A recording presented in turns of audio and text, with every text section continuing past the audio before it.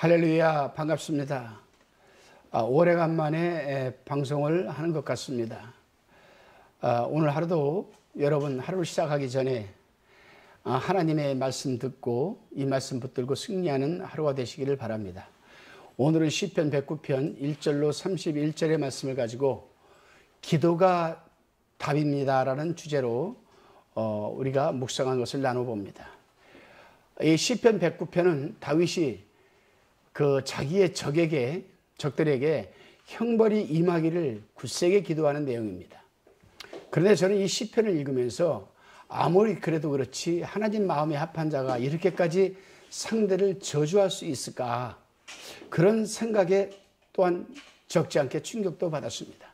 그런데 사실 다윗은 자신의 적들뿐만이 아니라 모든 하나님의 사람들까지도 충격을 받도록 하기 위해서 이 시편을 기록한 것 같습니다. 이제 본문 1절로 5절까지에 대한 묵상의 나눔입니다. 다윗은 무자비한 적들 속에서 도와달라는 간구로 시작을 합니다. 적들은 형식이나 의도에 있어서 아주 악의에 찬 이 거짓말로 다윗을 악선전합니다. 그들이 하는 말에는 근거가 전혀 없습니다. 선을 악으로 갚는 것이고 사랑을 미움으로 보호하는 것이라 알 수가 있죠.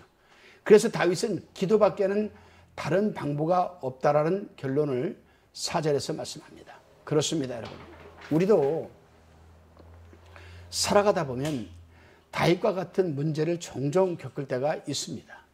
물론 자기의 비천함으로 인하여 미움을 받는다면 좋게 여길 수는 없지만 이해는 할 수 있습니다.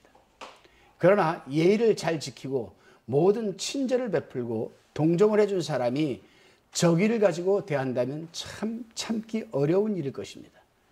이럴 때 다윗은 나는 기도할 뿐이라고 고백을 합니다. 모든 것을 하나님께 맡기겠다라는 겁니다. 그렇습니다, 여러분. 기도밖에는 다른 대안이 없습니다. 저도 그러한 것을 경험한 적이 있습니다. 친절을 베풀고 도와줄 때까지 도와줬는데 악의를 가지고 저를 모함하고 저를 힘들게 했던 사람이 있었습니다. 그 말만 듣고 많은 목사들이 나를 오해하고 폄훼하는 소리까지 듣기도 했습니다. 참 화가 많이 났습니다. 일일이 몇몇 사람을 찾아가서 내 입장을 밝히기도 했고 또한 증거도 다 보이기도 했습니다. 그러나 궁극적으로 나중에는 하나님 앞에 하나님이 해결해 주세요라는 기도밖에 나오질 않더라고요. 이후로 그 기도를 계속했더니 잠잠해지고 모든 것이 해결되었습니다. 여러분은 어떤 문제가 발생됐을 때 하나님 앞에 기도를 합니까? 아니면 그 상대에게 같은 방식으로 대하고 있습니까? 기도하시기를 바랍니다. 그것이 정답입니다. 다시금 본문 6절로 20절까지에 대한 묵상의 나눔입니다. 다윗을 모함하고 대적하는 자들의 이 근거 없는 이 배응망덕하는 일들을 또한 이러한 부분들을 다윗은 격분케 했습니다. 그 대적들에게 악에 대한 여러분 응보가 임하기를 저주하면서 대적들이 계획하는 이 시인의 파변이 그들 자신에게 떨어지기를 다윗은 기도하고 있습니다. 다윗은 좀 더 구체적으로 저주의 기도를 합니다. 무죄한 자를 무정하게 박해하는 자들 역시 무죄한 재판관에게 심판을 받아 죄인으로 판결을 받고, 아무리 자비를 구하더라도 심판관이 벙어리 인양 못 들은 채 해달라고 6절 7절에서 고백하고 있습니다. 일찍 죽어서 그 자녀들이 고아가 되게 하고 그의 재산을 모두 탕진하여 그의 가족이 거지가 되어 먹을 것을 얻으려고 거리를 방황하는 자들이 되게 해달라고 9절 12절에서 기도하고 있습니다. 과연 하나님이 이러한 기도를 받아주실까요? 과연 하나님이 이 기도에 대한 응답이 될까요? 근데 놀라웠게도 응답이 됩니다. 또 되었습니다. 다윗을 힘들게 했던 사람들은 거의 다 죽고 거지가 되고 망하고 다 그렇게 되었습니다. 그렇습니다, 여러분. 이러한 경우는 우리서도 이미 겪어서 잘 알고 있을 것입니다. 그러나 아무리 악한 적이라 하더라도 그 자녀들까지 형벌을 받으라고 저주하는 것은 좀 너무한 것이 아닌가 하는 생각이 듭니다.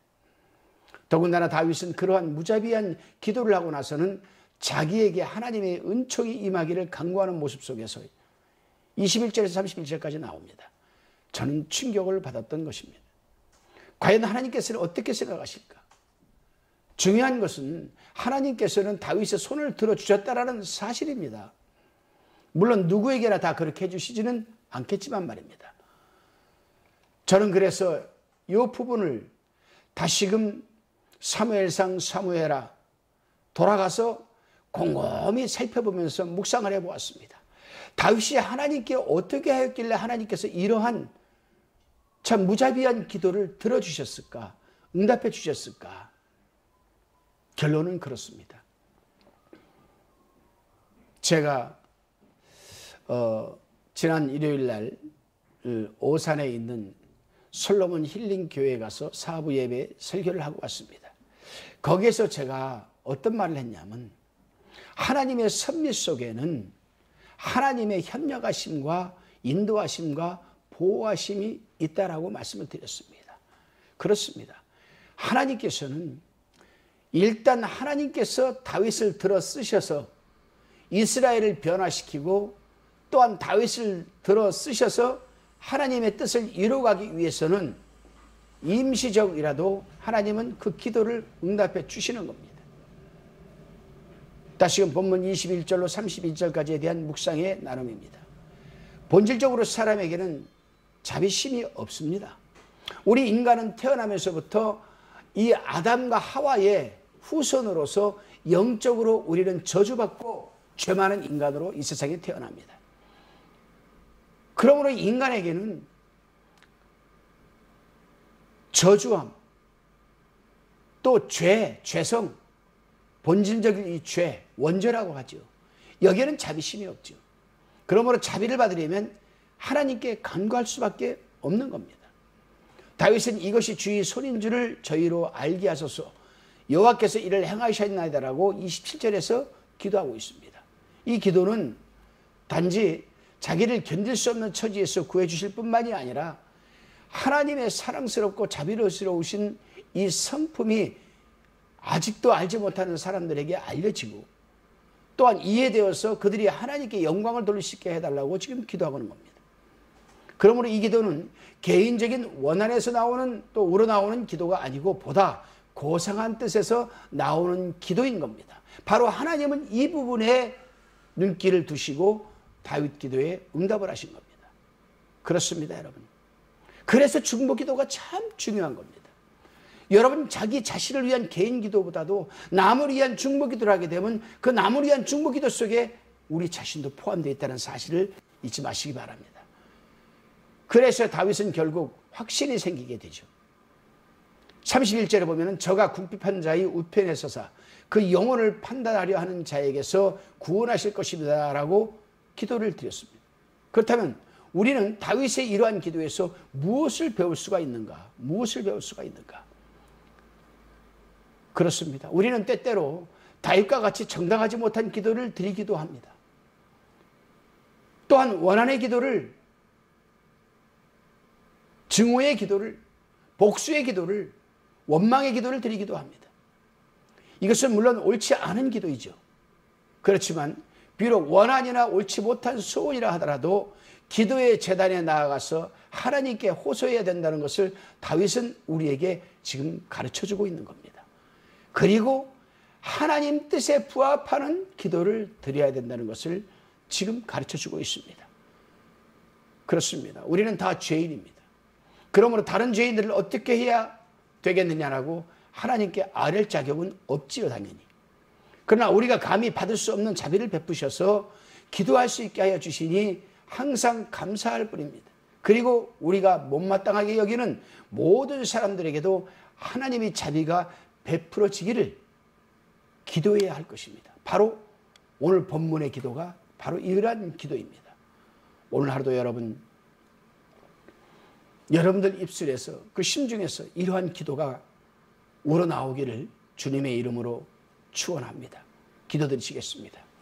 주님, 때로는 우리도 악에 찬 기도를 드릴 때가 있습니다. 그러나 우리 또한 용서받을 수 없는 처지에서 용서받고 하나님의 자비를 받고 있는 만큼 비록 우리가 악한 자들로부터 험담과 모욕의 찬 소리를 듣고 괴로울지라도 저들에게도 우리에게 베푸신 하나님의 자비를 베풀어 달라는 그런 기도를 할 수 있는 용기를 주옵소서. 믿사옵고 감사드리오며 예수님의 이름으로 기도드리옵나이다. 아멘.